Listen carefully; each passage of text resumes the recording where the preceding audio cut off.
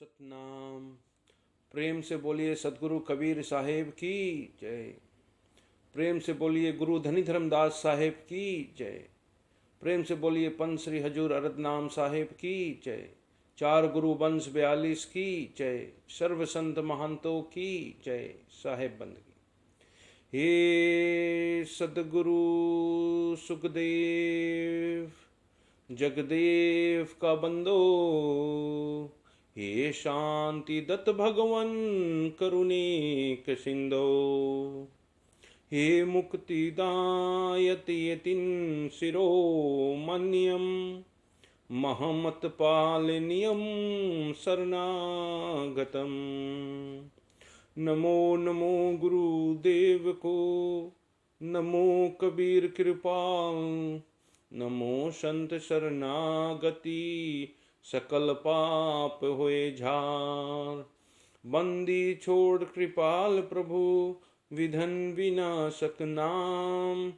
आशरण शरण बंदेओ चरण सब विधि मंगल धाम।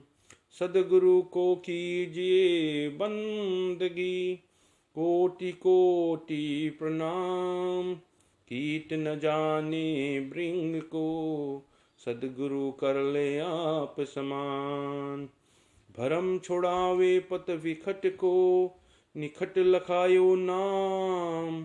तासे गुरु को कीजिए कोटि कोटि प्रणाम। साहेब बंदगी, साहेब बंदगी, सतनाम। अच्छी बात, आज सदगुरु सतपुरुष कबीर साहेब की आसिम कृपा से, उनकी दया दृष्टि से या गुरु पूर्णिमा की अवसर हम सबको प्राप्त हुआ है। और इस गुरु पूर्णिमा की अवसर पर आज उपस्थित कबीर साहेब के प्यारे प्यारे हंसजन, उपस्थित सभी धर्म प्रेमियों और उपस्थित हमारे समाज के प्यारे प्यारे होनहार बच्चे, आज आप सभी ने अपना बहुत ही बहुमूल्य समय निकालकर आज इस गुरु पूर्णिमा की सत्संग के स्मृति में जो यहाँ उपस्थित हुए हैं, इसके प्रति हम अपने हृदय की गहराई से आप सभी को खूब खूब साधुवाद और धन्यवाद देते हैं। और साथ ही साथ हम सतपुरुष परमात्मा से यही अरदास करते हैं कि आप सभी के जीवन में सतपुरुष परमात्मा का असीम कृपा सदैव बरसती रहे। साहेब की बंदगी, सतनाम। सदगुरु कबीर साहेब गुरु धनी धर्मदास साहेब से कहते हैं कि 7 दीप 9 खंड में गुरु से बड़ा ना कोय। करता करे ना कर सके गुरु करे सो होए। सतगुरु कबीर साहेब ने इस धरातल पर आकर गुरु पद का बहुत ही ऊंचा पद बताया है, क्योंकि गुरु के बिना हमको मुक्ति और सद्गति नहीं मिल सकती है। इसीलिए गुरु का पद परमात्मा से भी ऊंचा बताया है इस मृत्यु लोक में। और साहेब आगे फरमाते हैं कि गुरु गुरु सभी बड़े, अपनी अपनी ठोर, शब्द विवेकी पारखी जो माथे के मोर। तो साहेब ने सभी गुरुओं को बड़ा बताया है, लेकिन अंत में एक ऐसा गुरु होना चाहिए जो हमको आवागमन से मिटा दे, कि हम यहाँ इस मृत्यु लोक में फिर नहीं आना पड़े, हमको मुक्ति और सद्गति की प्राप्ति हो। तो इसीलिए साहेब ने माथे का मोर गुरुओं को समझाने के लिए उन्होंने गुरुओं को 3 श्रेणी में बांटा है। प्रथम श्रेणी में आते हैं लौकिक गुरु, दूसरा श्रेणी में आते हैं परलौकिक गुरु, फिर तीसरा में आता है शब्द गुरु। तो 3 भागों में 3 स्टेप पे साहेब ने समझाया है कि प्रथम स्टेप पे एक गुरु, प्रथम गुरु मानुष है, दूजा गुरु शब्द दलाल, तीजा गुरु अतीत है, नजरी नजर निहाल। एक गुरु तो मानुष है और दूजा गुरु शब्द अलेख, तीजा शब्द अतीत है, जाका रूप नर रेख। तो साहिब इस तरह से इस संसार में गुरुओं को भी अलग अलग स्टेप में डिवाइड किया है कि लौकिक गुरु, परलौकिक गुरु और शब्द गुरु। तो सबसे प्रथम लौकिक गुरु हमारे जीवन में आते हैं क्योंकि एक गुरु तो मानुष है, तो मानुष प्रथम गुरु होता है। तो मानुष में लौकिक गुरुओं में कौन कौन लोग गुरु होते हैं? तो प्रथम गुरु पिता और माता रक्त बिंदु के जो हैं दाता, ये प्रथम गुरु हमारा होते हैं, माता और पिता। दूसरा गुरु जो होते हैं, दूसरा गुरु है जग की दाई, गर्भ माही जिन युक्ति बताई। जो हमको गर्भ से बाहर आने में सहायता करते हैं वह दाई होते हैं, वह हमारा दूसरा गुरु होते हैं। फिर तीसरा गुरु जो होते हैं, तीसरा गुरु जिन धरिया नामा ले ले नाम पुकारे ग्रामा, जो हमारा नामकरण करते हैं वह हमारा तीसरा गुरु होते हैं। फिर चौथा गुरु जो होते हैं, जो चौथा गुरु जिन विद्या दीना जग व्यवहार सहज को कीना, यानी जो हमको पाठशाला में पढ़ाते हैं, स्कूल टीचर जो होते हैं, अध्यापक जो होते हैं, ये हमारा चौथा गुरु होते हैं। और पांचवा गुरु जो होते हैं, पांचवा गुरु जिन वैष्णव की ना राम कृष्ण का सुमरन देना। पांचवा गुरु जो होते हैं, जैसे ब्राह्मण पंडित होते हैं, मौलवी होते हैं, पादरी होते हैं, जो हमको मनुष्य यानी इंसानियत का गुण देते हैं। तो ये 5 गुरु जो हैं या मनुष्य हैं और बहुत इम्पोर्टेंट है, ये लौकिक गुरु हैं। और लौकिक गुरु बहुत ही जरूरी है हमारे जीवन में। फिर इसके बाद साहब ने जो परलौकिक गुरु बताया है, जो छठवां गुरु है, छठवां गुरु ब्रह्मगढ़ तोड़ा सबसे तोड़ एक संग जोड़ा।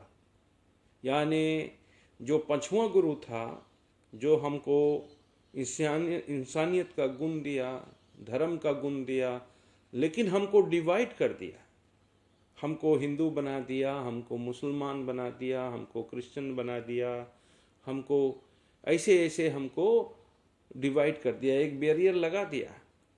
लेकिन जो परलौकिक गुरु होता है वो आकर हमारे जीवन में ये सब बैरियर को, ये सब बंधनों को तोड़कर सबको एक संग जोड़ता है। वह सबको एक संग जोड़ता है। छठवा गुरु ब्रह्मगढ़ तोड़ा सबसे तोड़ एक संग जोड़ा, यानी उसने आकर बताया कि एक ही परमात्मा है, एक ही परमात्मा था, एक है और एक ही रहेगा। और ये 2 नाम रखा कर, 2-4 नाम परमात्मा का रखा कर हम क्यों अलग अलग हो गए? परमात्मा तो एक है, तो हम सब परमात्मा के ही अंश हैं, तो हम सब भी एक हैं। तो सबसे तोड़कर हमको एक संग जोड़ता है। तो एक संग जोड़ने के लिए किसके साथ जोड़ता है? तो परलौकिक गुरु हमको सब कुछ तोड़कर हमको शब्द गुरु के साथ जोड़ता है। जो तीसरा गुरु है, तीजा शब्द अतीत है, जाका रूप न रेख, उसका कोई शरीर नहीं है। तीसरा गुरु जो है उसका कोई शरीर नहीं, वह बॉडीलेस है। इसीलिए कबीर साहब ने कहा, हट विधई दहीधर जो आया, हट विधई दहीधर आया, काया कबीर काया, युगन युगन के भूला हंसा बंदी छोड़ काया। तो युगन युगन के भूला हंसा को इस तरह से साहब ने आकर जगाया। गुरुओं को 3 श्रेणी में बांटा। प्रथम गुरु मानुष है, जो लौकिक गुरु है। दूसरा गुरु जो शब्द दलाल है, शब्दों का ज्ञान देता है, वह परलौकिक गुरु होता है। और फिर परलौकिक गुरु किससे जोड़ देता है? शब्द गुरु से। जब शब्द गुरु से हम जुड़ जाते हैं तब वहां पर हम ये जान जाते हैं कि शब्द सबन का गुरु है, काया के गुरु काया, भक्ति करो नी शब्द का। ये सदगुरु ने धर्मदास को समझाया। सदगुरु के उपदेश का सुनिया एक विचार, जाको सदगुरु नहीं मिलता जाते यम के द्वार। यम के द्वारे धूत सब करते खींचा तान, ये सब फेरा मिट गया सदगुरु का उपकार। बोलिए सदगुरु कबीर साहिब की जय। तो सदगुरु कबीर साहिब ने तो बहुत ही सिंप्लीफाई करके हमको समझा दिया कि प्रथम गुरु मानुष होता है, यानी हमारे माँ बाप होते हैं, हमारे दाई होते हैं जो गर्भवास से बाहर आने में सहायता करते हैं। फिर उसके बाद हमारे जीवन में जो नामकरण करते हैं, फिर उसके बाद हम स्कूल जाते हैं, पाठशाला जाते हैं, जो अध्यापक हमको पढ़ाते हैं, हम पढ़ लिख लेते हैं, चाहे वो 52 अक्षर का क्यों ना हो। 52 अक्षर से तो इस संसार में कम्युनिकेशन होती है, और 52 अक्षर निकाल दिया फिर कुछ बचता नहीं है यहाँ। तो इसीलिए 52 अक्षर भी बहुत जरूरी है ये संसार को चलाने के लिए, और 52 अक्षर के माध्यम से ही हम शब्द गुरु को समझ सकते हैं। 52 अक्षर नहीं हो तो हम शब्द गुरु को नहीं समझ सकते, इसीलिए 52 अक्षर का प्रयोग करना ही पड़ता है। फिर जो 5वां गुरु होता है वह ये पंडित, मौलवी, पादरी, ये सब जो होते हैं हमको धर्म एक एक संप्रदाय में जोड़ देते हैं। और फिर छठवां गुरु जो है ये सबसे तोड़कर, जिसको हम परलौकिक गुरु कहते हैं, जिसको हम कहते हैं शब्द दलाल, शब्दों का ज्ञान देता है। क्योंकि शब्दों का ज्ञान बहुत जरूरी है, शब्द से ही सब कुछ हुआ है। शब्द ही धरती, शब्द ही आकाश, शब्द शब्द में भया प्रकाश। तो हमको शब्द से परख कराता है, आसार शब्दों से हमको छोड़ाता है और सार शब्दों से हमको जोड़ता है। फिर हमको शब्द गुरु से जोड़ देता है, और शब्द गुरु ही सबन का गुरु है। वही शब्द गुरु के द्वारा ही हमको मुक्ति मिलता है। और शब्द गुरु कभी ये माया के शरीर नहीं धारण करता है, वह तो विधेयी है, विधेयी है, हड विधेयी दही धर आया काया कबीर कहाया। तो इसीलिए उसको शब्द गुरु को हम सदगुरु कहते हैं, सदगुरु कहते हैं। सदगुरु एक ही था, एक ही है और एक ही रहेगा। हम अपने नाम के आगे सदगुरु जोड़ दें, इसका मतलब नहीं है हम सदगुरु हो जाएं, ऐसे नहीं है। सदगुरु जो होते हैं वो 4 दाग से न्यारा होते हैं, 4 दाग से न्यारा होते हैं। और जो शरीर के गुरु होते हैं ये तो माँ के गर्भ से हम आते हैं। तो इसीलिए कि ये शरीर के गुरु बहुत जरूरी है, बिना शरीर के गुरु हम आगे नहीं बढ़ सकते हैं। तो इसीलिए साहिब को कहना पड़ा कि गुरु गुरु सभी बड़े, अपनी अपनी ठोर, शब्द विवेकी पार की सो माथे के मोर। तो माथे के मोर वह गुरु है जो हमको शब्द गुरु से जोड़ देता है, उसका भेद बताकर फिर शब्द गुरु का अनुभव करा देता है, वही हमारा माथे का मोर है। तो साहिब ने इस तरह से गुरु पद को इस संसार में गुरुओं के बारे में बताया है। तो जो छठवां गुरु होता है, जो परलौकिक गुरु होता है, वह हमको जाप से छुड़ा देता है, वह हमको अजपा से छुड़ा देता है, वह हमको अनहद धुन से भी छुड़ा देता है, और हमको ये ज्ञान देता है कि जाप मरे, अजपा मरे, अनहद भी मर जाए, सूरत समानी शब्द में उसको काल ना खाए। तो हमको सुरती का ज्ञान देता है, हमको ये समझाता है इस 3 लोक में आप क्यों फंसे हो, क्योंकि आप एक जीव बन चुके हैं, आप तो परमात्मा के अंश थे, पुरुष अंश प्रथम से ये काल अंश भया फेर,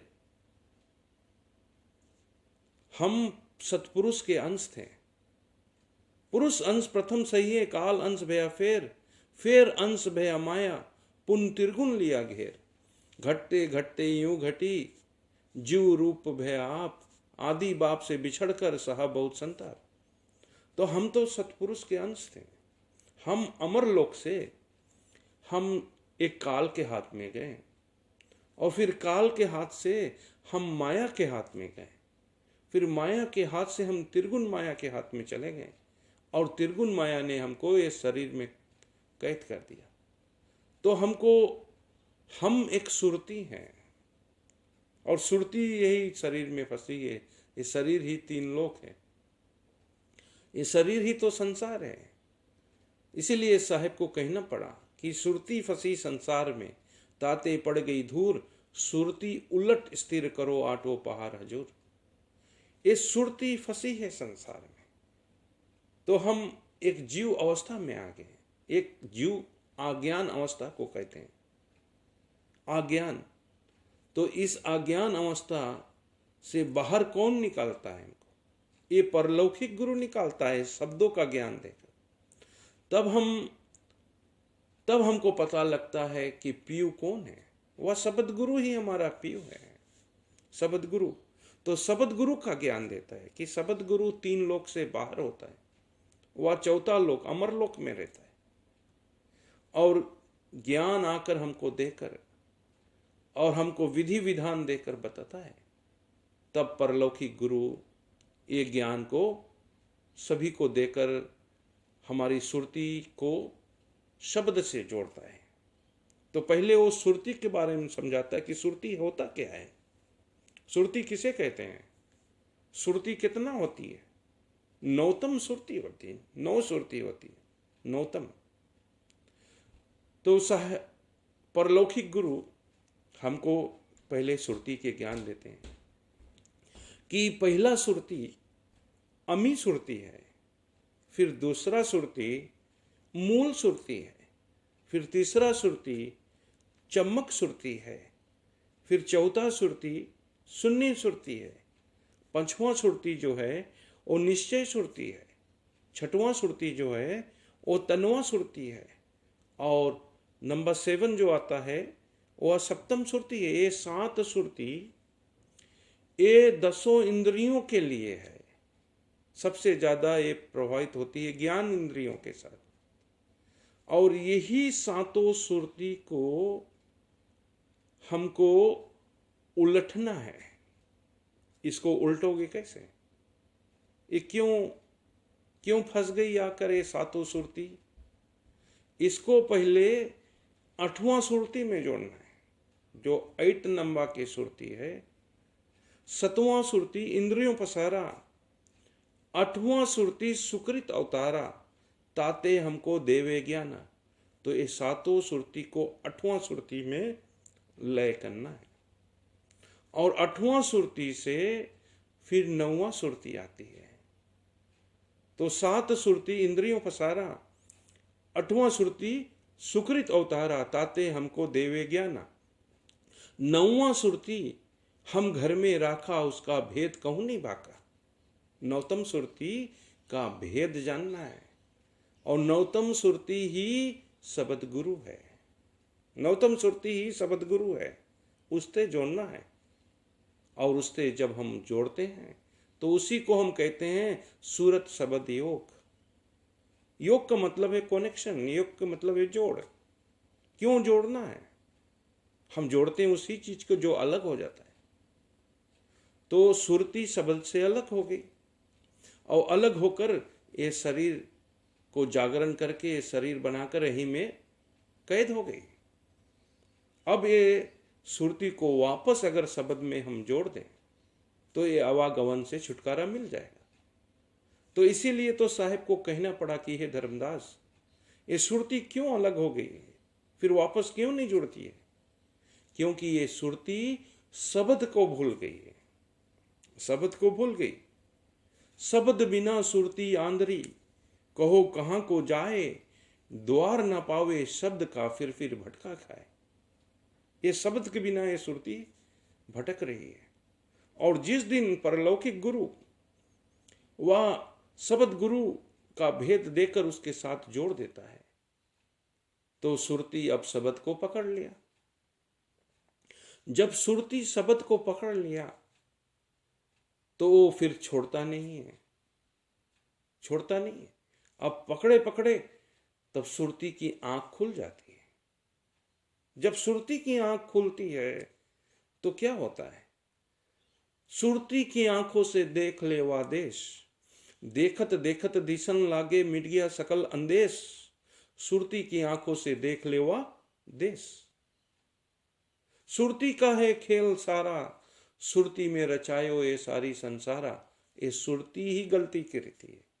शब्द से जब सुरती अलग हुई तो मन को शक्ति दी, मन को जागरण कर दिया, और मन ने माया को जागरण कर दिया, और माया ने तीन गुण को जागरण करके एक शरीर, ये सुरती एक शरीर धारण कर लिया, और फिर ये शरीर में कैद हो गई। अब यहां से निकलकर वापस शब्द में जाना है। तो परलौकिक गुरु यही भेद बताता है कि कैसे अब ये सुरती को वह शब्द से जोड़ना है, क्योंकि वह शब्द विधेय है। ये भी बात है, 52 अक्षर के होता तो ये ब्राह्मण पंडित काजी मुल्ला ये सब हमको जोड़ देते हैं, लेकिन ये भेद तो परलौकिक गुरु के पास है और हम कहीं और खोजते हैं।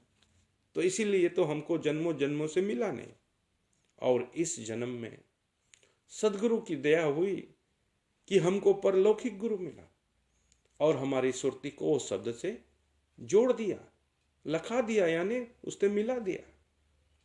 अब हमारी सुरती कहीं अंत चलती नहीं है, अब कहीं हमारी सुरती और नहीं भागती है।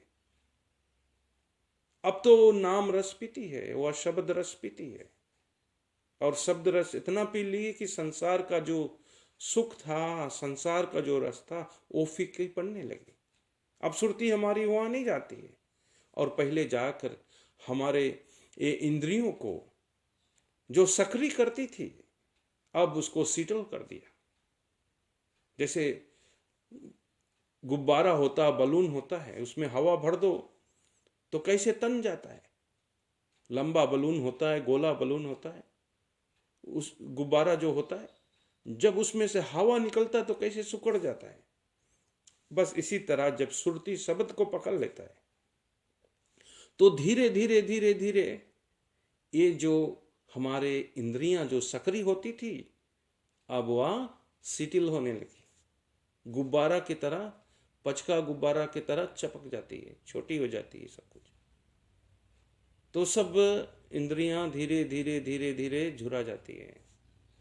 ये कैसे होता है? जानते हैं कैसे होता है? जब हम सुरती शब्द सुरती योग करते हैं और जितना समय हम अपनी सुरती को शब्द में रखते हैं, साहब तो कहा कि आटो पार रखना है, लेकिन कभी कभी हम नहीं रख पाते। इस दुनियादारी में काम धंधा भी करना पड़ता है ना, तो जब जब समय मिलता है रोज सवेरे 1 घंटा हम बैठ कर करते हैं शब्द सुरती योग साधना, शाम को भी संध्या में 1 घंटा हम बैठ के करते हैं, और दिन भर चलते फिरते भी करते रहते हैं।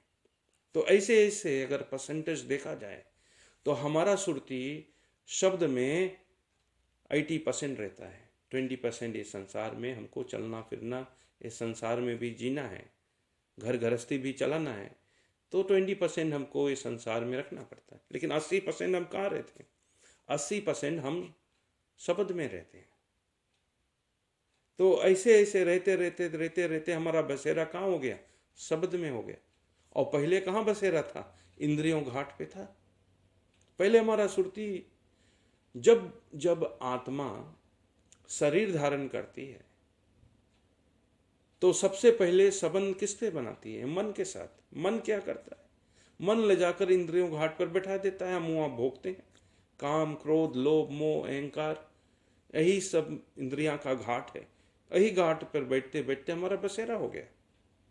लेकिन जैसे हमको परलौकिक गुरु ने शब्द लखा दिया, शब्द गुरु से मिला दिया, फिर हमारा सुरती कहीं अंत नहीं जाती। तो इसीलिए जैसे हम शब्द सुरती योग करते हैं तो हमका पहला अनुभव जो होता है कि हमारा जो इंद्रियां हैं वो शिथिल होने लगती है। जैसे एक उदाहरण में बताऊं आपको, जैसे एक बाल्टी में पानी ले लो और दुकान से 5 किलो नमक लेकर आओ, अलग अलग 1-1 किलो का पैकेट बनाकर लेके आओ। तो बाल्टी में जो पानी भरी है उसमें 1 किलो नमक डाल दो और उसमें देखो, बाल्टी में देखेंगे, पानी में देखोगे तो धीरे धीरे धीरे धीरे वह नमक गल जाएगा। अगर 1 किलो नमक एग्जाम्पल 1 घंटा में गल गया, फिर दूसरा किलो आप डाल दो वही बाकेट में, वही बाल्टी में पानी में डाल दो, तो पहला किलो तो 1 घंटे में गल गया था, लेकिन दूसरा किलो 5 घंटा में गलेगा। फिर वो गल गया, तीसरा डाल दो, तीसरा 15 घंटा में गलेगा। फिर ऐसे ऐसे बढ़ते चला जाएगा। क्यों? क्योंकि वो पानी में जो शक्ति थी नमक को गलाने का, वह अपना क्षमता खत्म हो गया। उसका क्षमता पानी को गलाने, नमक को गलाने के जो शक्ति था वो खत्म हो गया। इसी तरह जब हम शब्द सुरती योग करते हैं तो धीरे धीरे धीरे धीरे हमारे मन निर्मल होते चला जाता है।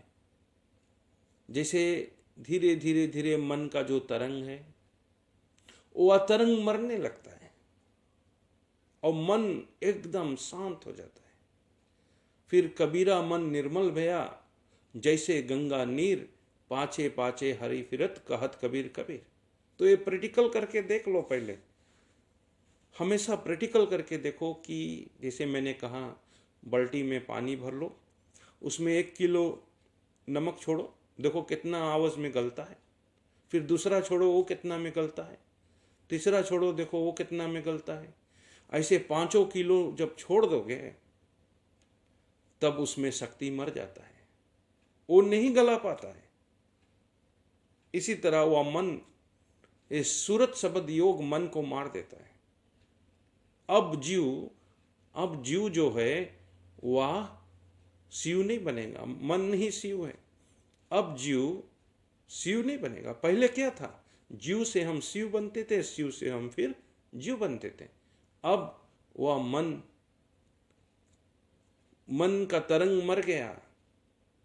अब ये जीव अब पीयू से नाता जोड़ लिया, अब जीव से सीधा पीयू बनेगा, वो शब्द को पा लिया। तो इसीलिए जब सुरती शब्द को फिर वापस जुड़ जाती है तो वह शब्द सबन का गुरु है, काया के गुरु काया। तब जितना दिन हमारा लीस बचा है इस शरीर में रहने का, तो हम वो लीस पूरा करके फिर अपना नीच शब्द में समा जाते हैं और आवागमन से छुटकारा हो जाते हैं।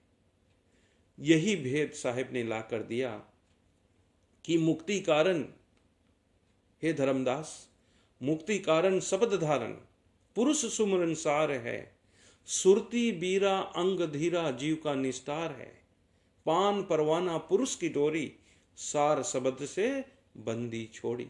सार शब्द क्या है? ये 5 तत्व, 25 प्रकृति, 3 गुण, इसको अलग कर दो, जो कुछ बचा है वही सार शब्द है।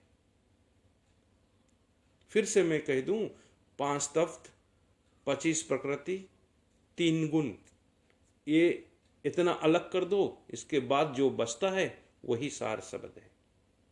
तो जब तक ध्यान विधि नहीं आवे तब तक बहुसागर में भटका खाए।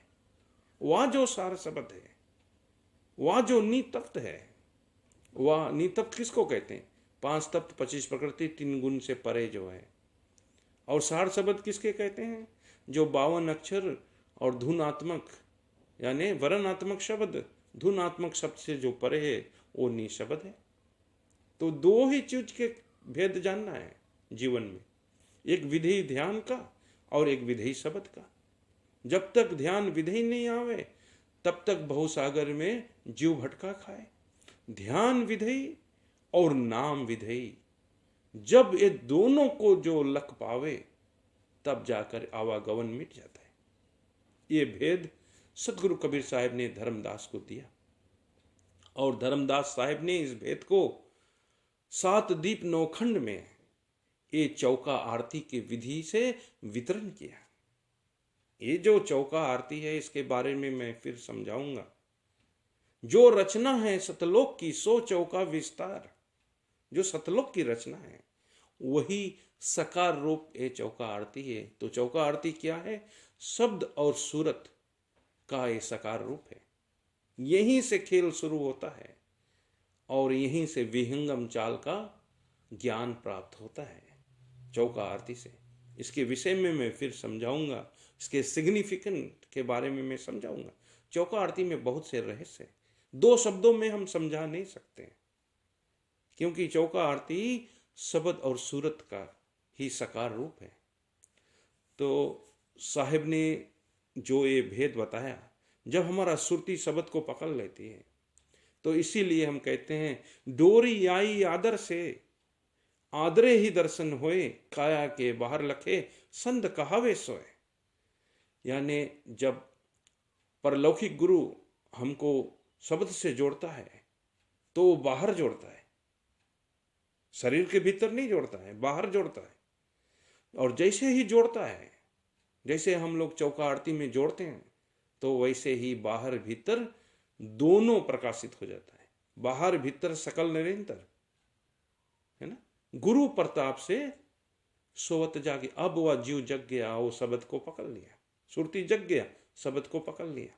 तब उसके बाद हमारा धर्मदासी परंपरा में जो साधना है शिष्यों के लिए वो क्या है कि सुरती को शब्द में जोड़ के रखना, यानी वो शब्द को स्मरण करना। और उसका स्मरण जैसे ही इसको स्मरण करो वो शब्द धुनी सुनता है, वही धुन में मगन रहता है। वही धुन ही हमको खींचकर कहाँ ले जाता है? आदरदीप में ले जाता है, जहां से वो डोरी आया है। आदरदीप से वो डोरी लेकर आया है साहिब ने बताया धर्मदास को, 7 दीप नौखंड में सदगुरु ने डाली डोर, तापर हंसा ना चढ़े तो क्या सदगुरु की जोर। हे धर्मदास, ये चौका आरती के माध्यम से वह शब्द डोरी को हंसों को पकड़ाओ, ये तुम्हारा ड्यूटी है। तो धर्मदास ने वही किया।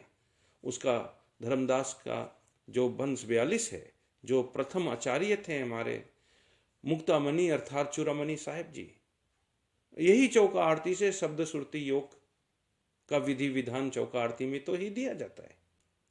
और आज तक वही सिस्टम है, वही सिस्टम आज तक है।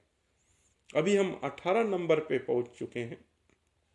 18 नंबर पे जो हमारा वंश 42 आचार्य हैं, पंच श्री हजूर अर्धनाम साहिब जी, वो भी चौका आरती के माध्यम से ये सूरत शब्द को तो जोड़ते हैं। चौका आरती का फंक्शन क्या है? पहला फंक्शन यही है कि एक शीश का सुरती को पूर्ण बनाती है। पूर्ण सुरती कैसे बनती है? चौका आरती के विधि विधान से। जब पूर्ण सुरती बनती है तब वह पूर्ण सुरती शब्द से जोड़ा जाता है। और हमारे शिष्यों को धर्मदासी परंपरा में शिष्यों को कुछ नहीं करना पड़ता, हमेशा सुरती को शब्द में जोड़ के रखना है, बस यही ध्यान है, यही साधना है। तो हमेशा चलते फिरते सुरती कहाँ रहती है? वो शब्द में रहती है। तो ये बहुत ही सहज विधि है, बहुत ही सहज विधि। ये चौका आरती के माध्यम से जो हंसों को शब्द से जोड़ा जाता है। तो ये आज का जो गुरु पूर्णिमा का सत्संग था, इसको हम यहीं विराम देते हैं और बहुत जल्दी हम फिर दूसरा सत्संग करेंगे। उसमें हम सब फिर यहाँ से आगे, और मैं धीरे धीरे अपना वंश 42 और ये चौका आरती का जो गुड़ रहस्य है उसको मैं समझाऊंगा। बिना समझाए आप समझ नहीं सकते। इसीलिए हमको इस सत्संग में हम थोड़ा थोड़ा समझाते हैं, तो धीरे धीरे हम पकड़ लेते हैं। मूल्य बात यही कि सुरती शब्द से जुड़ जाए, बस यही मूल्य बात है। तुमको सुरती को जानना है और शब्द को जानना है, जब बिना जाने उसको जोड़ नहीं पाओगे। तो इसीलिए एक शिष्य का सुरती, उसको पूर्ण कैसे बनाया जाता है, पूर्ण सुरती, और एक गुरु के सुरती, गुरु के सुरती शब्द, और तीसरा जो शब्द गुरु, ये तीनों को एक तार में करके ही सार शब्द को प्रकट किया जाता है। फिर शिष्य की सुरती जैसे ही वो शब्द धुन सुनती है फिर जुड़ जाती है, फिर कोई तोड़ने वाला नहीं है। तो यह सिस्टम सदगुरु कबीर साहब ने धर्मदास को दिया। धर्मदास के हवेली में सदगुरु कबीर साहब 12 साल रहे। इसीलिए आज धर्मदास का पंथ जो है वंश 42 ने कबीर साहब के ज्ञान को दुनिया के कोने कोने में फैलाया। इसीलिए धर्मदास साहब का योगदान को हम विस्मृत नहीं कर सकते हैं। और मुक्ति कारण शब्द धारण ये वंश 42 में ही भेद दिया है। 4 गुरु ये संसार में, धर्मदास तुम सबसे बड़े अंश, मुक्ति राज हम तुमको दिया अटल 42 वंश। तो वंश 42 के माध्यम से ही मुक्ति, सदगति और सार शब्द की प्राप्ति होती है इस संसार में। इन्हीं शब्दों के साथ बोलिए सदगुरु कबीर साहेब की जय। सतनाम।